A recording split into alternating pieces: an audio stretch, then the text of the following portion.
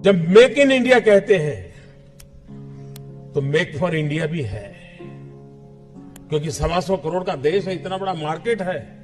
लेकिन स्टार्टअप का मतलब ये तो नहीं है कि हर किसी के पास $1 बिलियन का काम हो रहा है और 2000 लोग काम करें, जरूरी नहीं है। 5 लोगों को भी अगर मैं रोजगार देता हूं तो मेरा स्टार्टअप मेरे देश को आगे बढ़ा रहा है।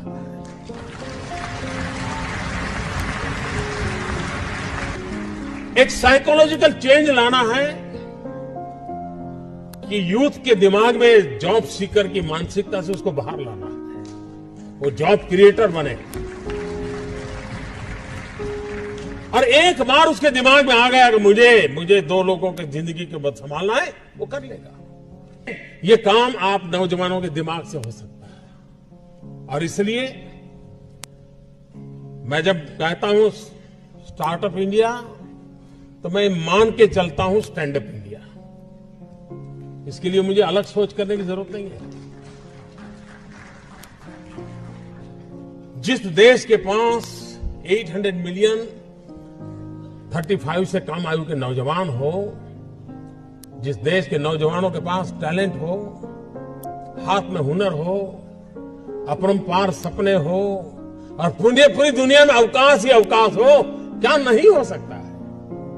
मानव जात के लिए चुनौती आवश्यक है, क्योंकि सरफरे लोग तो हैं जो तबाही करने पर तुले हुए हैं। लेकिन हम मानवता को बचा भी तो सकते हैं। हमारे पास इस प्रकार के लोग हैं।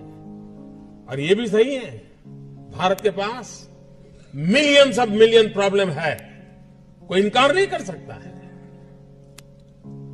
लेकिन एट द सेम टाइम मुझे इस बात का भरोसा भी है कि बिलियंस ऑफ बिलियन माइंड भी है। अगर मिलियन प्रॉब्लम है तो बिलियन माइंड भी तो हमारे देश में है। हर स्टार्टअप के पीछे कोई न कोई समस्या के समाधान का इरादा रहना चाहिए।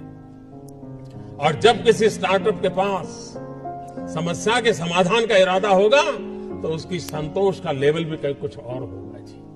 जब किसी की जिंदगी में बदलाव लाता है तो उसको एक सेटिस्फेक्शन मिलता है। और इसलिए मैं वो कुछ करके दिखाऊं जिसमें मैं जॉब क्रिएटर बनूं, मैं वो कुछ करके दिखाऊं कि जिसके कारण किसी की जिंदगी में मैं काम आऊं, मैं वो कुछ करके दिखाऊं कि मेरे देश को एक कदम आगे ले जाने में मेरा भी कोई योगदान हो।